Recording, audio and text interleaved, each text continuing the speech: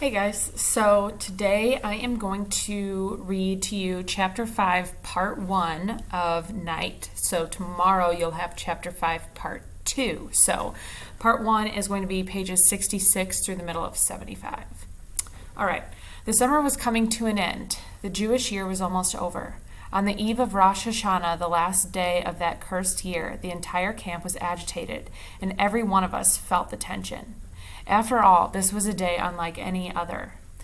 The last day of the year. The word last had an odd ring to it. What if it really were the last day? The evening meal was distributed, an especially thick soup, but nobody touched it. We wanted to wait until after prayer. On the apple plats, surrounded by electrified barbed wire, thousands of Jews, anguish on their faces, gathered in silence. Night was falling rapidly, and more prisoners kept coming from every block, suddenly able to overcome time and space, to will both into submission. What are you, my God? I thought angrily. How do you compare to this stricken mass gathered to affirm you, their faith, their anger, their defiance? What does your grandeur mean, Master of the universe? In the face of all this cowardice, this decay, and this misery, why do you go on troubling these poor people's wounded minds, their ailing bodies? Some 10,000 men had come to participate in a solemn service, including the Blockeltests, the Capos, all bureaucrats in the service of death. Blessed be the Almighty. The voice of the officiating inmate had just become audible. At first I thought it was the wind. Blessed be God's name. Thousands of lips repeated the benediction, bent over like trees in a storm. Blessed be God's name? Why? But why would I bless him? Every fiber in me rebelled. Because he caused thousands of children to burn in his mass graves? Because he kept 6 crematoria working day and night, including the Sabbath and the holy days? Because in his great might he had created Auschwitz, Birkenau, Buna, and so many other factories of death? How could I say to him, Blessed be thou, Almighty, Master of the universe, who chose among us all nations to be tortured day and night, to watch as our fathers, our mothers, our brothers ended up in the furnaces? Praise be thy holy name for having chosen us to be slaughtered on thine altar. I listened as the inmate's voice rose. It was powerful, yet broken, amid the weeping, the sobbing, the sighing of the entire congregation. All the earth and universe are God's. He kept pausing, as though he lacked the strength to uncover the meaning beneath the text. The melody was stifled in his throat, and I, the former mystic, was thinking, yes, man is stronger, greater than God. When Adam and Eve deceived you, you chased them from paradise. When you were displeased by Noah's generation, you brought down the flood. When Sodom lost your favor, you caused the heavens to rain down fire and damnation. But look at these men whom you have betrayed, allowing them to be tortured, slaughtered, gassed, and burned. What did they do? They pray before you. They praise your name. All of creation bears witness to the greatness of God. In days gone by, Rosh Hashanah had dominated my life. I knew that my sins grieved the Almighty, and so I pleaded for forgiveness. In those days, I fully believed that the salvation of the world depended on every one of my deeds, on every one of my prayers. But now, I no longer pleaded for anything. I was no longer able to lament. On the contrary, I felt very strong. I was the accuser, God the accused. My eyes had opened, and I was alone, terribly alone, in a world without God, without man, without love or mercy. I was nothing but ashes now. But I felt myself to be stronger than this Almighty, to whom my life had been bound for so long. In the midst of these men assembled for prayer, I felt like an observer, a stranger. The service ended with Kaddish. Each of us recited a Kaddish for his parents, for his children, and for himself.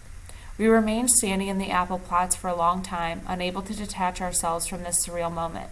Then came the time to go to sleep, and slowly the inmates returned to their blocks. I thought I heard them wishing each other a happy new year. I ran to look for my father.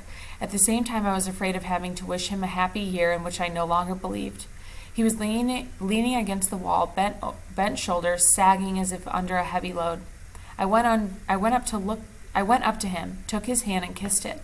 I felt a tear on my hand. Whose was it? Mine? His? I said nothing, nor did he. Never before had we understood each other so clearly. The sound of the bell brought us back to reality. We had to go to bed. We came back from very far away. I looked up at my father's face, trying to glimpse a smile or something like it on his stricken face, but there was nothing, not the shadow of an expression. Defeat. Yom Kippur, the Day of Atonement. Should we fast? The question was hotly debated. To fast could mean a more certain, more rapid death. In this place, we were always fasting. It was Yom Kippur year-round. But there were those who said we should fast, precisely because it was dangerous to do so. We needed to show God that even here, locked in hell, we were capable of singing his praises. I did not fast. First of all, to please my father, who had forbidden me to do so, and then there was no longer any reason for me to fast. I no longer accepted God's silence. As I swallowed my ration of soup, I turned that act into a symbol of rebellion, a protest against him, and I nibbled on my crust of bread. Deep inside me, I felt a great void opening. The SS offered us a beautiful present for the new year. We had just returned from work. As soon as we passed the camp's entrance, we sensed something out of the ordinary in the air. The roll call was shorter than usual. The evening soup was distributed at great speed, swallowed as quickly. We were anxious. I was no longer in the same block as my father. They had transferred me to another commando, the construction one, where 12 hours a day I hauled heavy slabs of stone. The head of my new block was a German Jew, small with piercing eyes. That evening he announced to us that henceforth no one was allowed to leave the block after the evening soup.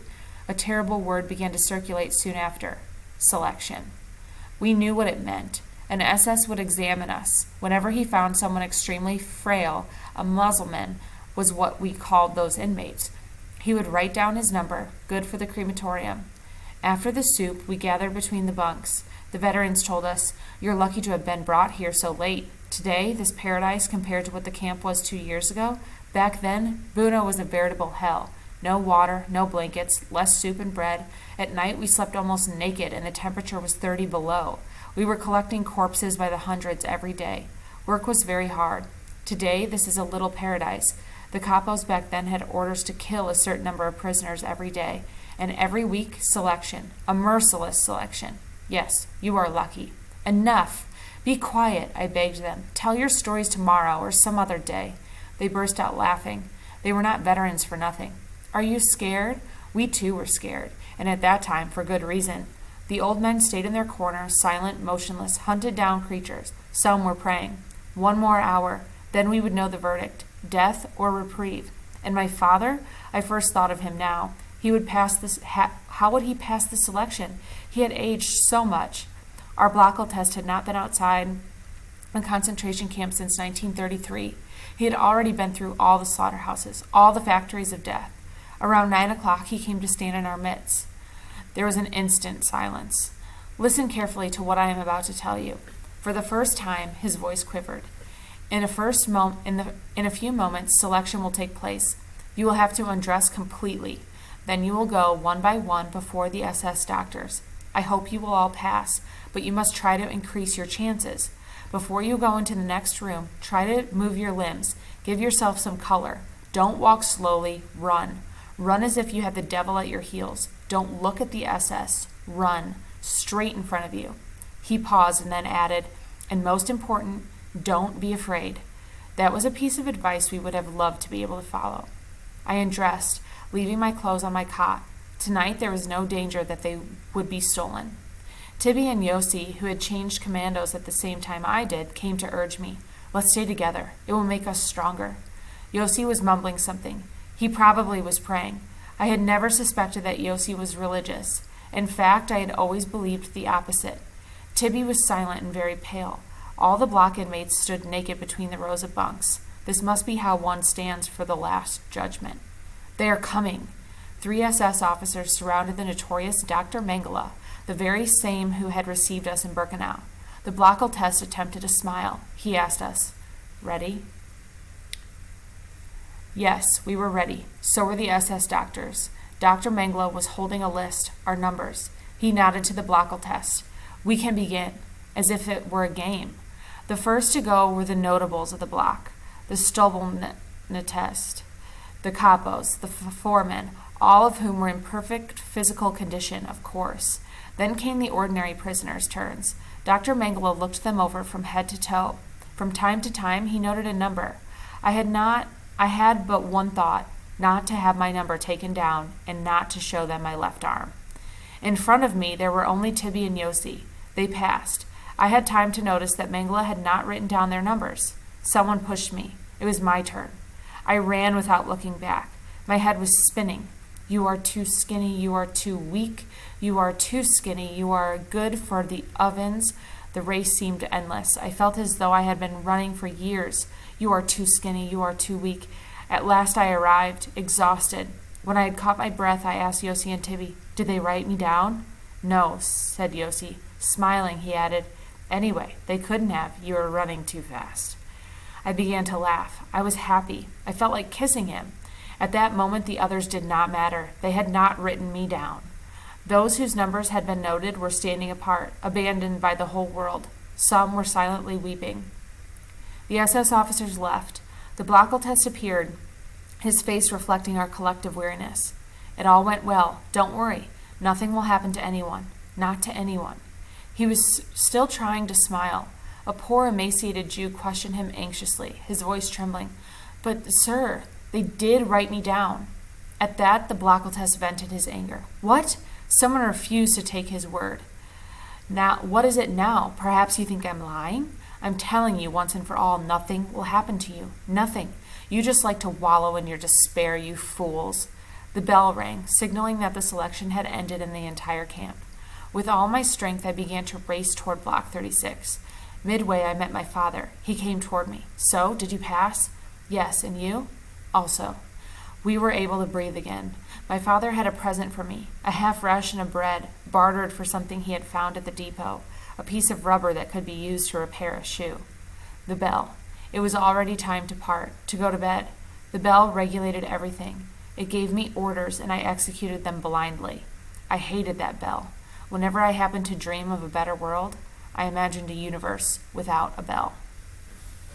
Okay, that's actually where we're going to end today. So we're in the middle of page 73. So you should fill out your study guide for the first part of chapter 5 until, obviously you can't answer any more questions because we haven't gotten through all of chapter 5. So just make sure that you're keeping up with your study guide, and we will start back here again tomorrow.